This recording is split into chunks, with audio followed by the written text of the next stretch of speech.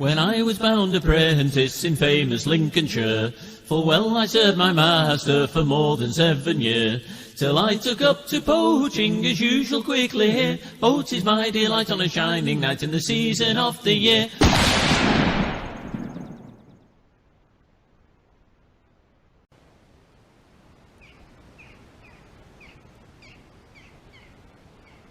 Hello again. Well, today I'm in the village of Well, situated on the beautiful Well Vale estate on the edge of the Lincolnshire Wolds. Now, some of you might recognise it from a video I did a few years ago, and I'm here to revisit the grave of a gamekeeper who was murdered in the woods here in 1839. I will show you his grave, and then I will tell you the reason why I've come back here to cover the story again. Now, it's been a good 5 years or so since I was last here, and the writing on the grave has faded somewhat, but I think I can still make it out. It says, "Sacred to the memory of William Dadley, late gamekeeper at Well, the faithful and devoted servant of Robert Adam Christopher, Esquire, who was hurried to his Redeemer's presence by the hand of a murderer in the 32nd year of his age,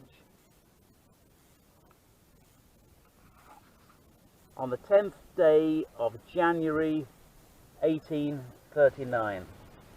William Dadley moved from Norfolk to Well in 1838 to become head gamekeeper to Robert Christopher of Well Hall. On the 5th of January 1839, William married Margaret Brown at St. Botolph's Church in Boston, and it was just 5 days after the wedding that tragedy struck. Now, as I mentioned, the unfortunate William Dadley was murdered somewhere in the woods, and a stone marks the place of the murder, and this stone can still be seen today. However, until recently, its whereabouts was unknown to me, but thanks to one of my subscribers, I now know its location. So join me on a very cold day back in early January as I search for the elusive stone that marks the spot where William Dadley was brutally murdered. The house behind me is known today as Ulsby Lodge, and it was the home of gamekeeper William Dadley. Now, on the 10th of January 1839, William and his wife were holding a belated wedding party when they heard shots in the Well Vale. The guests tried in vain to prevent William from going after the poachers on his wedding night, but his sense of duty was too great. This is the route he would have taken, so let's follow in the footsteps. The ill-fated William Dadley. There had been a light dusting of snow that evening, so the footprints of the poachers were clearly visible.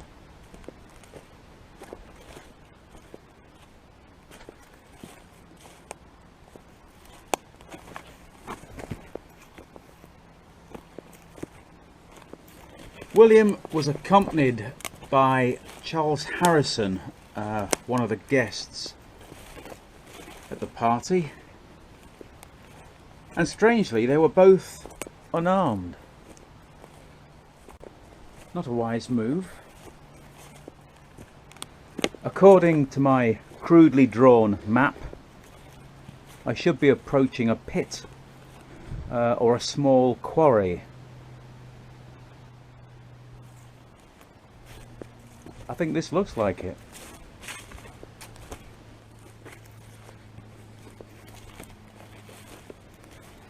Now, as I mentioned, William went after the poachers unarmed, and this was very foolish, and I'll tell you why. During the 18th and 19th centuries, common land, formerly owned by the public for grazing animals and growing food, was seized by rich landowners as part of a legal process called the Enclosure Act. So, with the common land now fenced off as private property, it was now essentially illegal for the poor, to snare a few rabbits in order to feed themselves. Now, of course, there were organised gangs of poachers who poached purely for profit. They would raid an area, stripping it bare of all game, and as a result there were often pitched battles between gamekeepers and poachers, with fatalities on both sides. The draconian game laws meant that poachers, if caught, could expect heavy fines and lengthy prison sentences, so it's not surprising that many hardened poachers chose to fight it out with gamekeepers and sometimes even the police. So as a gamekeeper, William should have known better than to have gone after poachers unarmed at night and in a dark forest. I can see the stone. So this is it. This is the place where William Dadley was murdered.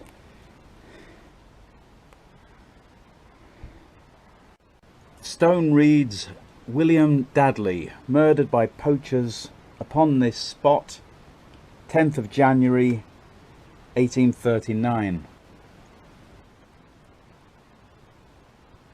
So it was here on that fateful night that William and Charles Harrison apprehended the poachers.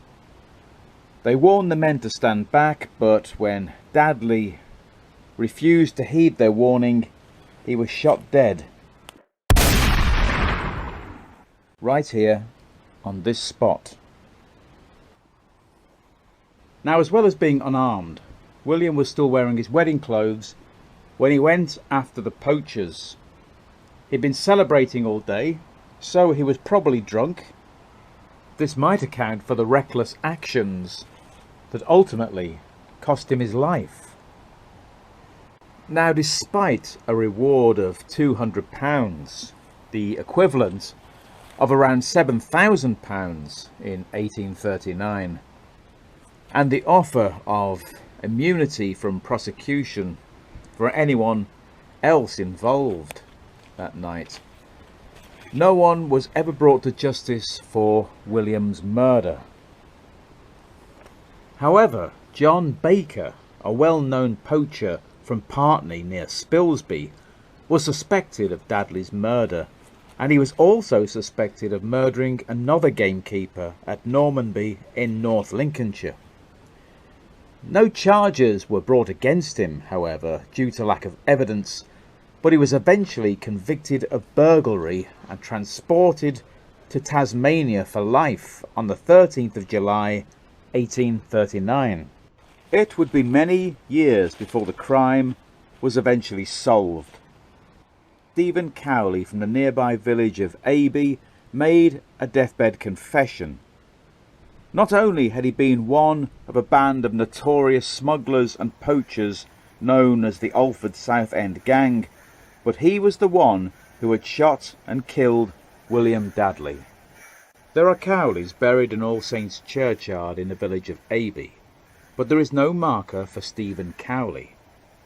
Perhaps he lies in an unmarked grave on the north side of the churchyard, a place often reserved for evil doers.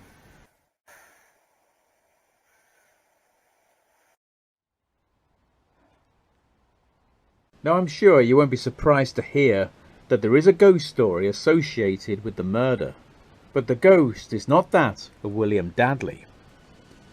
According to local legend, it's the tragic ghost of William's bride, Margaret Brown.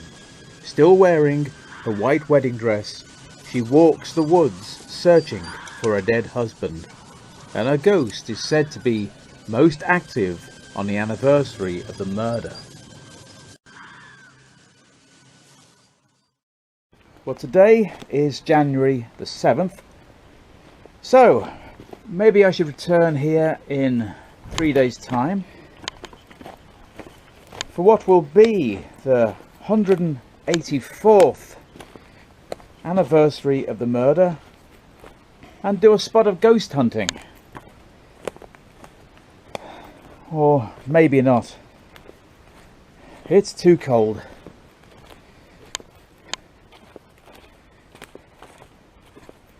Before I go, I would like to thank Mr. Strayton. I've been trying to find the Dadley stone for many years, and I never would have found it without his excellent directions. So it's thanks to him that I've made this video.